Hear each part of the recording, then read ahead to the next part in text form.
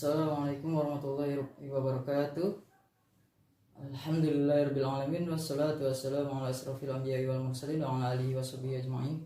Pertama-tama puji dan syukur kita panjatkan kepada Allah Subhanahu wa taala karena berkat nikmat kesehatan, iman dan Islam sehingga kita senantiasa selalu sehat dan jasmani baik rohani. Selawat serta salam tidak lupa kita tuturkan kepada baginda Nabi Muhammad SAW, keluarga, sahabat, umatnya yang senantiasa mengikuti sunnahnya sampai akhir zaman. Semoga kita kelak mendapatkan syafaat di yaumil kiamat nanti. Hadis yang diriwayatkan Tirmizi an Abdullah bin Mas'ud qala Rasulullah sallallahu alaihi wasallam bersabda, la tazhabud dunya yamlikal araba rajulun man ahli baiti yuwati'u asma asbi. Artinya, telah menceritakan Abdullah bin Mas'ud, Rasulullah Shallallahu Alaihi Wasallam bersabda, tidak hancur dunia atau kiamat sampai orang Arab mempunyai anak laki-laki yang dari keturunanku dan namanya sama sepertiku. Imam Mahdi tersebut bukan namanya saja sama seperti Nabi Muhammad Shallallahu Alaihi Wasallam, tapi nama ayahnya juga sama dengan nama ayah Nabi Muhammad Shallallahu Alaihi Wasallam, yaitu Muhammad bin Abdullah. Jadi awal mulanya Imam Mahdi tersebut yang diceritakan oleh Rasulullah, suatu ketika ada pasukan dari Damaskus berjumlah yaitu 300 pasukan ingin mengejar seorang pemuda yang ada di Madinah. Ciri pemuda tersebut sama seperti ciri Imam Mahdi, yaitu berhidung mancung, berdahi lebar dan kulit agak coklat, agak kehitam-hitaman. Ketika pemuda itu tersebut mengetahui bahwa pasukan tersebut mengejarnya, lalu pemuda tersebut lari, yaitu lari ke desa Al-Qaeda. Setelah desa Al-Qaeda, terus pemuda tersebut melanjutkan yaitu ke Mekah. Dan ketika pasukan tersebut berada di desa Al-Qaeda, pasukan tersebut mendapatkan guncangan, yaitu azab dari Allah Subhanahu wa taala berupa gempa bumi dan tanah retak, sehingga pasukan tersebut jatuh ke dalam tanah tersebut. Desa tersebut hancur berantakan dan pasukan tersebut berguguran secara mengenaskan, dan disisakan satu pasukan yang akan memberitahukan kepada pasukan yang ada di belakangnya. Alhasil, ketika Imam Mahdi sampai ke Mekah, Imam Mahdi tawaf di Mekah tersebut dan dijumpai oleh orang Arab yang ada di Mekah. Dan oleh orang Arab tersebut langsung menjumpai Imam Mahdi tersebut atau pemuda tersebut, lalu ingin membaiatnya sebagai Imam Mahdi. Lalu pemuda tersebut meminta waktu. Ketika di malam hari, pemuda tersebut dirahmati Allah Subhanahu wa taala, yaitu diberikan karunia berupa kepemimpinan, kewibawaan dan keberanian. Keesokan harinya, pemuda tersebut dibaiat dengan atau oleh orang Arab. Lalu pemuda tersebut menjadi Imam Mahdi. Dan ketika masa pemimpinan Imam Mahdi, masyarakat muslim semuanya sejahtera dan makmur. Pemimpin tersebut atau Imam Mahdi sangat jujur dan adil. Dia mempunyai banyak harta yang disumbangkannya atau diberikannya kepada kaum muslimin. Dia adil dan bijaksana. Setelah itu, turunlah Nabi Isa di muka bumi ini atau ke muka bumi untuk membantu Imam Mahdi melawan Dajjal dan Yahudi untuk memberantas kezaliman. Singkat cerita, mereka mengkonsolidasikan peperangan antara kaum muslimin dan Yahudi. Mereka berbicara atau mengatur strategi untuk melawan Dajjal dan Yahudi. Ketika dia perang di gerbang Palestina, mereka saling bertumpah darah. Dan Allah memberikan pertolongan sehingga Nabi Isa dan Imam Mahdi dan kaum muslimin sangat mudah menumbangkan Dajjal dan Yahudi. Dan Yahudi bertebaran melarikan diri. Setelah itu mereka melawan makhluk yang sangat kuat, yaitu Ya'juj dan Ma'juj. Ya'juj dan Ma'juj ini mempunyai ribuan pasukan sehingga susah dikalahkan. Dan mereka kembali berperang melawan Ya'juj dan Ma'juj, yaitu di bukit. Ketika itu banyak kaum muslimin yang berjatuhan, sehingga Allah memberikan pertolongan, yaitu berupa serangga atau ulat, sehingga dapat membuat pasukan Ya'juj dan Ma'juj mati mengenaskan dengan serangga dan ulat tersebut, sehingga mereka menjadi mayat yang sangat menjijikkan. Pada saat itu Allah menurunkan bantuannya, yaitu mengirimkan burung yang lehernya panjang seperti onta dan membersihkan mayat-mayat tersebut, sehingga perbukitan tersebut menjadi bersih dan pasukan muslimin bisa turun dengan mudah. Dan setelah itu Allah menurunkan hujan, sehingga setelah hujan tersebut tanah menjadi subur dan banyak pepohonan yang tumbuh. Baiklah, pembahasan materi yang kedua tentang wasilah. Allah berfirman dalam surat Al-Maidah ayat 35 yang berbunyi, A'udzu billahi minasyaitonir rajim. Bismillahirrahmanirrahim.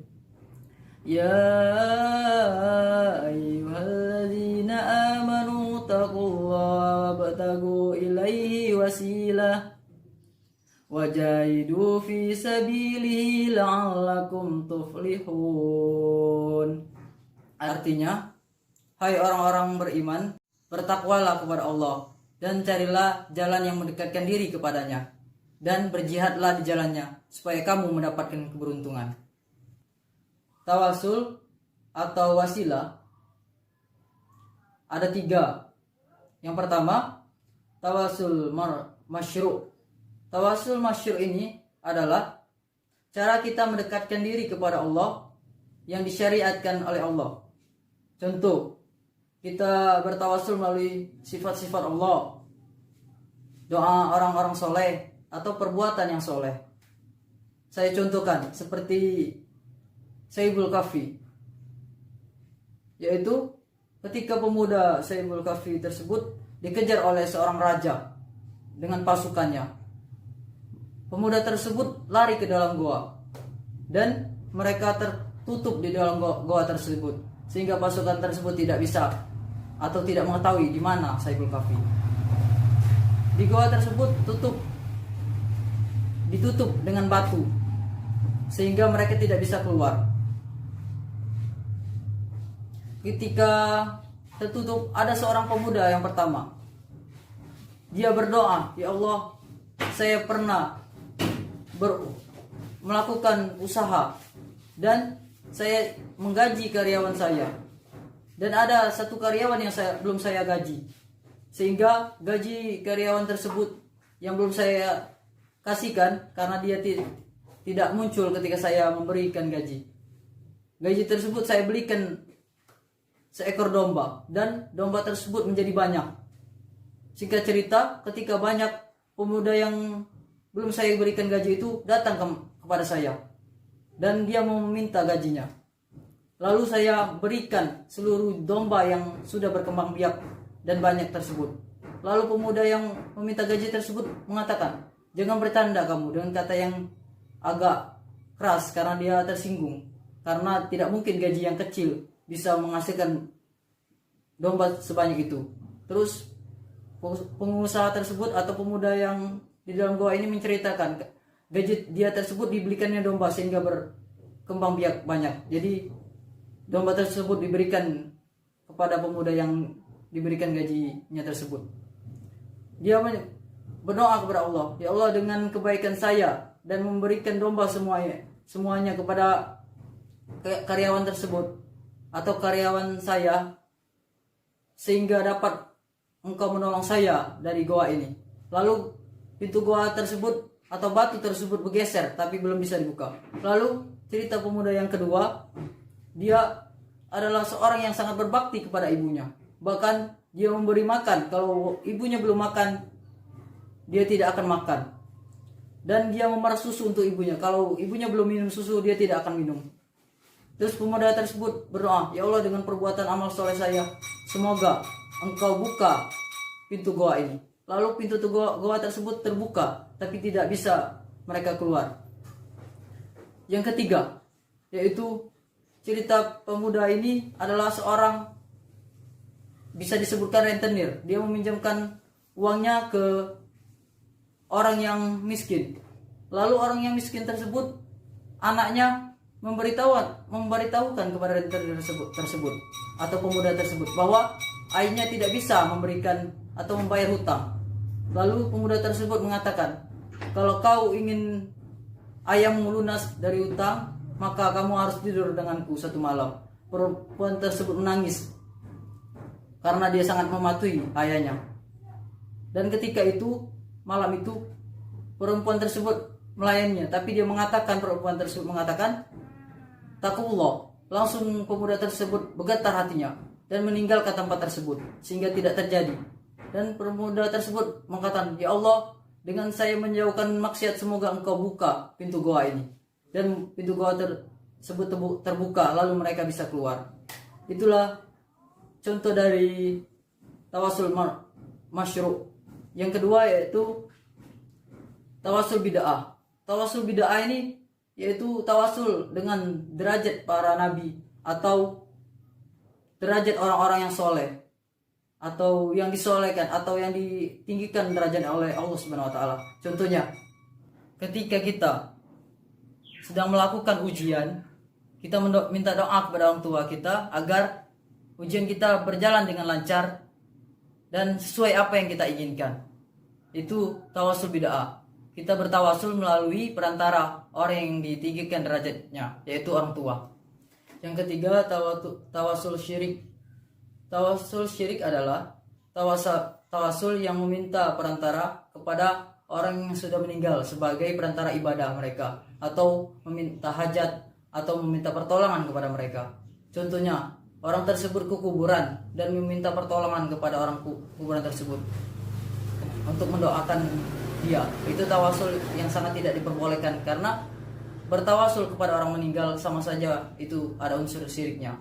Mungkin sekian dari pembahasan tawasul. Baiklah, pembahasan yang ketiga yaitu takdir. Allah berfirman dalam surat Al-Qamar ayat 49, "Inna kulla syai'in khalaqna biqadar." Yang artinya, sesungguhnya kami menciptakan segala sesuatu dengan ukurannya masing-masing. Maksudnya, Allah menciptakan sudah ada frekuensinya atau takarannya masing-masing, tidak bisa diganggu gugat. Yaitu yang takdir yang pertama yang kita bahas, yaitu takdir mubram, yaitu takdir yang mutlak bagi Allah, tidak bisa diganggu gugat. Salah satu contohnya adalah kematian. Kematian tidak bisa diperlambat atau dipercepat karena itu sudah ada ketentuan dari Allah Subhanahu wa taala, dan itu tidak bisa diganggu gugat karena Allah yang menentukan mati dan hidupnya manusia. Yang kedua, takdir mu'allaq. Takdir mu'allaq ialah takdir yang dapat diubah. Salah satu contohnya yaitu bersekolah. Dengan bersekolah, kita telah mengubah takdir kita. Dari awalnya tidak tahu menjadi tahu, karena di sekolah kita dibekali ilmu pengetahuan. Dari materi tersebut, mungkin itu saja yang bisa saya sampaikan. Lebih dan kurangnya saya mohon maaf. Kepada Allah saya mohon ampun. Wabillahi taufik wal hidayah. Assalamualaikum warahmatullahi wabarakatuh.